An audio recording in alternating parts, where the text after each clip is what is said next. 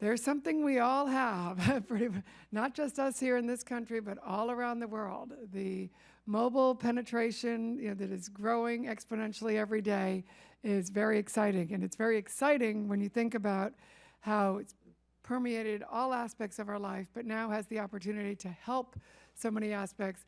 And today we're here to talk about how it can help with healthcare.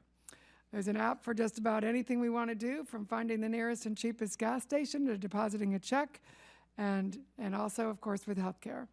The rapid growth of this game-changing technology and the data and how we can amass that is a reflection of the ingenuity of app designers and the market of consumers ready, willing, and able to take advantage of what technology has to offer in order to be more personally involved in our own healthcare and that of our families.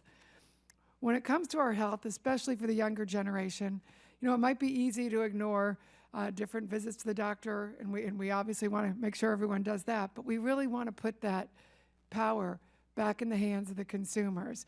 And mobile apps are a really exciting way we can do that, particularly in the busy two-earner families and running around with so many things going on.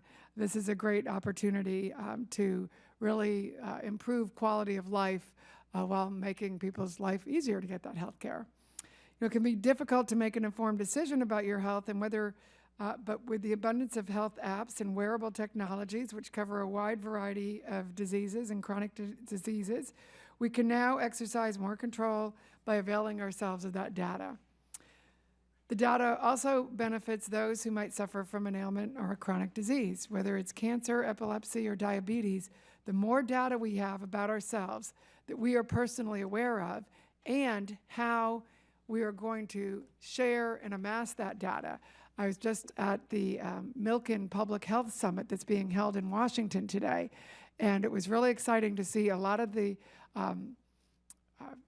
all aspects of healthcare, but the mobile technology and what we are going to do there and how we can amass data. And for example, they talked about people who have cancer. They said 75% of them would be happy to share their information if it would allow them to access data and get information, for themselves and for their doctors to see, what they might have in common with other people in the same boat.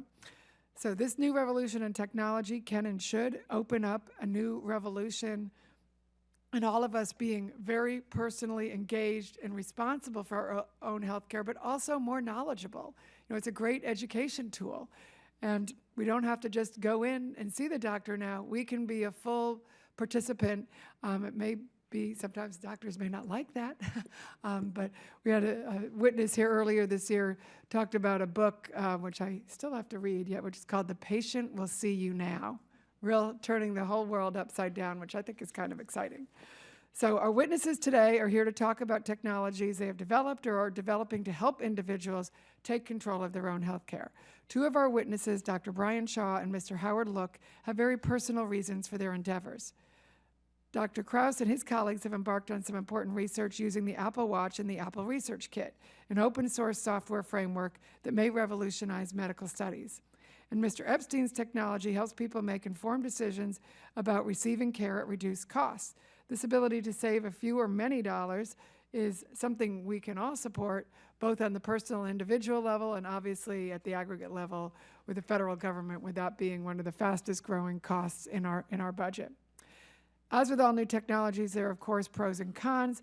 We'll be discussing them also today, but this kind of research and technology is really exciting, and we want to make sure we in Congress have the kind of policies and help to make sure you can leverage and do this in the best way possible and have faster cures, as the Milken Institute was talking about today. Faster cures is what we all want. Prevention is obviously another area where mobile apps have a great opportunity. So I now recognize the ranking member of the Research and Technology Subcommittee, the gentleman from Illinois, Mr. Lipinski, for his opening statement.